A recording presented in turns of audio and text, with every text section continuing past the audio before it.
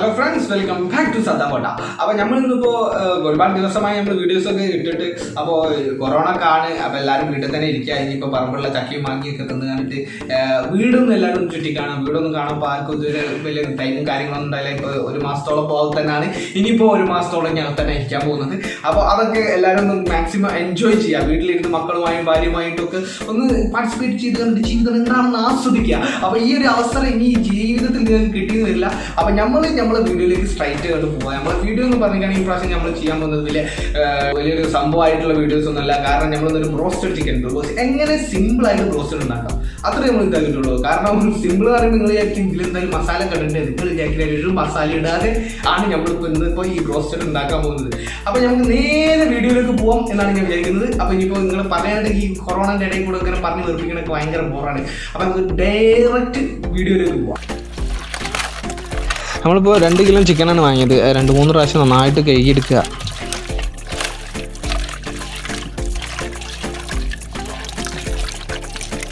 ഇതാണ് നമ്മുടെ മസാല. നമ്മൾ ഉണ്ടാക്കുന്ന ബ്രോസ്റ്റഡിലേക്ക് ഈ ഒരു ഐറ്റം മാത്രം മതി. ഇത് നമ്മുടെ സുഹൃത്ത് അവിടെ ഗൾഫിൽ ഇങ്ങനെ ബ്രോസ്റ്റഡ് ഷോപ്പിൽ നിൽക്കുന്നത് കൊണ്ടിട്ട് അവൻ അവിടെ ഷോപ്പിൽ യൂസ് ചെയ്യുന്ന പൗഡർ കുറച്ച് നമുക്ക് ഇങ്ങോട്ട് നാട്ടിലേക്ക് അയച്ചെന്നതാണ്. അപ്പോൾ ആ പൗഡർ മിസ് ചെയ്തിട്ടാണ് നമ്മൾ ഇന്നിപ്പോൾ ഇവിടെ ബ്രോസ്റ്റഡ് ഉണ്ടാക്കുന്നത്. അതെങ്ങനെയാണ് ഉണ്ടാക്കുകയെന്ന് നമുക്ക് വ്യക്തമായിട്ട് കാണിച്ചു തരാം. ഓക്കെ, നമ്മളിപ്പോൾ 2 കിലോ ചിക്കനാണ് എടുത്തത്. 2 കിലോയിലേക്ക് 2 ടേബിൾ സ്പൂൺ പൗഡർ ആഡ് ചെയ്താൽ മതി. അത് നമ്മൾ മിക്സിയിൽ ഇട്ടിട്ട് കുറച്ച് വെള്ളം ചേർത്ത് അത് മിക്സിയിൽ വെച്ച് കണ്ടിട്ട് ഒന്ന് ഗ്രൈൻഡ് ചെയ്തെടുക്കുക.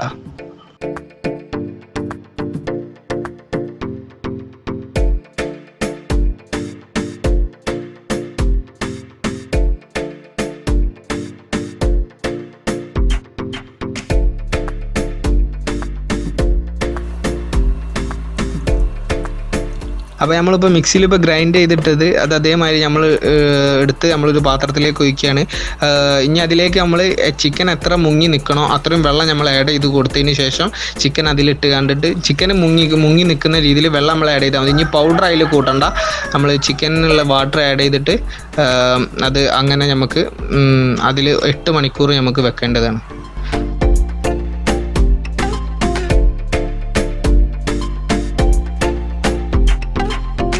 അപ്പോൾ ഏകദേശം നമ്മൾ അത് കഴിഞ്ഞിട്ടുണ്ട്. നമ്മൾ വെള്ളം ഏകദേശം ചിക്കനൊക്കെ വെള്ളത്തിൻ്റെ ലെവലിൽ റെഡി ആയിട്ട് നിൽക്കുന്നുണ്ട്. നമുക്ക് ഇനി ഒരു 8 മണിക്കൂർ ഇത് നല്ല ഒരു പാത്രത്തിലെടുത്തിട്ട് ഒന്നെങ്കിൽ ഫ്രിഡ്ജിൽ വെക്കുന്നതാവട്ടോ നല്ലത്. അങ്ങനെ ഫ്രിഡ്ജിൽ വെച്ച് ഒരു 8 മണിക്കൂർ കഴിഞ്ഞതിന് ശേഷം നമുക്ക് പാചകം തുടങ്ങാൻ പറ്റുള്ളൂ. അപ്പോൾ നമുക്കിത് എടുത്ത് ഫ്രിഡ്ജിൽ വെക്കാം. ഇതിപ്പോൾ നമ്മൾ നേരത്തെ കണ്ടില്ലേ, അതുമാതിരി ഇപ്പോൾ 8 മണിക്കൂർ നമ്മളിപ്പോൾ എടുത്ത് ആ മസാല കൂട്ടി എടുത്ത് വെച്ച ചിക്കനാണ്. ആ ചിക്കൻ ഇനി നമുക്ക് ഇത് മൈദപ്പൊടിയാണ്. മൈദപ്പൊടിയിൽ മുക്കി കണ്ടിട്ട് നല്ലപോലെ അങ്ങനെ ഓരോന്നും എടുത്ത് നല്ല മൈദപ്പൊടീൻ്റെ കോട്ടിങ്ങൊക്കെ കൊടുത്ത് നന്നായി മൈദപ്പൊടിയിൽ മുക്കിയെടുത്തതിന് ശേഷം മാറ്റി വെക്കുക. അങ്ങനെ എല്ലാ ചിക്കനും അതുമാതിരി ഓരോന്നായിട്ട് ഇങ്ങനെ ചെയ്യുക.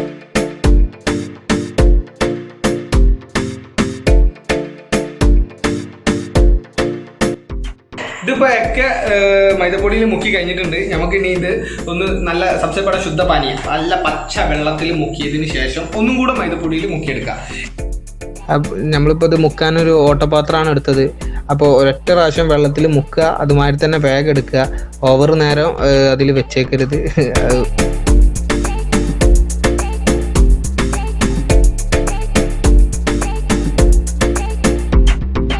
അപ്പോൾ കുക്കർ വെക്കുകയാണ്. ഈ കുക്കർ ഒന്ന് ചൂടായിട്ട് നമുക്ക് ഓയിൽ ഒഴിച്ചു കൊടുക്കാം. ഇപ്പം നമ്മൾ രണ്ടാമത് മുക്കിയാണ്ടിട്ട് ഒരു പാത്രത്തിലേക്ക് മാറ്റി വെക്കാം.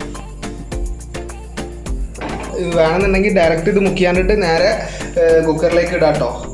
അതിനൊന്നും ഒരു കുഴപ്പമില്ല.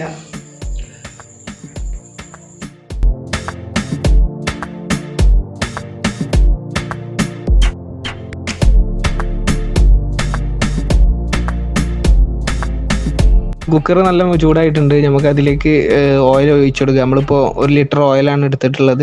ആ കുക്കറിലേക്ക് ഒഴിച്ച് ആ ഓയിലൊന്ന് ചൂടാവാൻ വേണ്ടി കാത്തിരിക്കാം.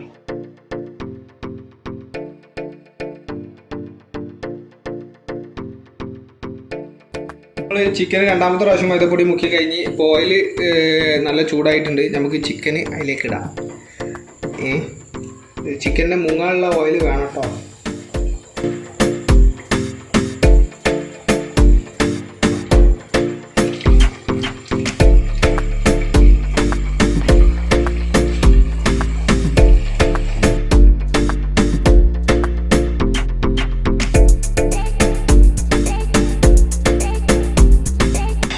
അപ്പോൾ നമ്മൾ ഇട്ടിക്കണ് ഞാൻ മൂടാൻ പോവാണ്.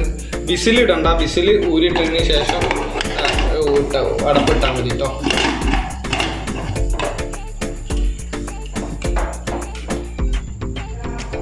ഇതിൻ്റെ കണക്ക് എന്ന് പറഞ്ഞാൽ 3 മിനിറ്റ്, അതായത് ഇട്ടിട്ടൊരു 3 മിനിറ്റ് കഴിഞ്ഞിട്ടൊന്ന് ഇളക്കി കൊടുക്കുക.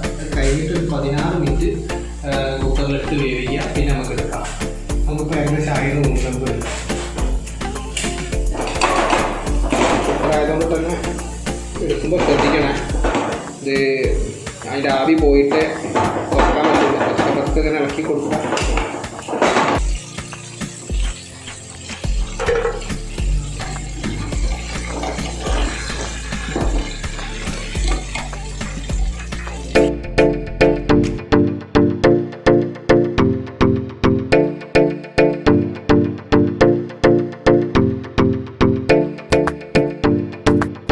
ഇതിൽ വേണ്ടിയിട്ടുള്ള മയോണീസ് പിന്നെ കുറച്ച് സോസ് ബ്രെഡൊക്കെ നമ്മൾ വാങ്ങിയിന്. കുബൂസൊന്നും കിട്ടാനില്ല.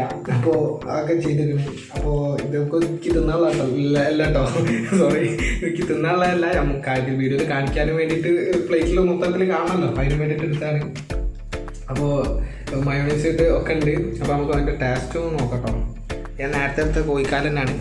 അതിൽ ചെറിയൊരു പീസ് കണ്ട ഇങ്ങനെ എടുത്ത് കണ്ടത് ഇങ്ങനെ മയോണീസിലിടുക. കുറച്ച് ഇങ്ങനെ സോസും കൂട്ടുക.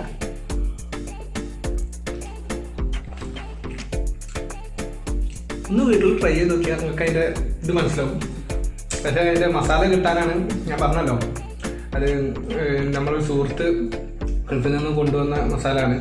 അതുകൊണ്ട് തന്നെ മസാലേൻ്റെ ഇതിൻ്റെ വ്യക്തമായിട്ടുള്ള മസാലകളും റെസിപ്പിയൊക്കെ ആയിട്ട് നമ്മൾ അടുത്തൊരു വീഡിയോ ചെയ്യുന്നതായിരിക്കും. അപ്പോൾ നമുക്ക് പ്രതീക്ഷിക്കാം.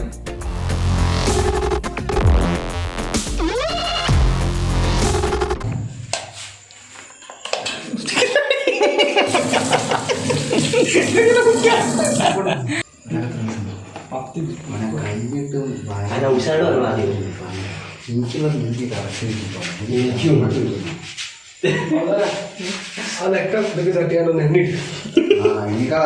ഈ ചായനായിട്ട് എണ്ണ വേണോ ഇവിടെ ആദ്യം തീർക്കാതില്ല.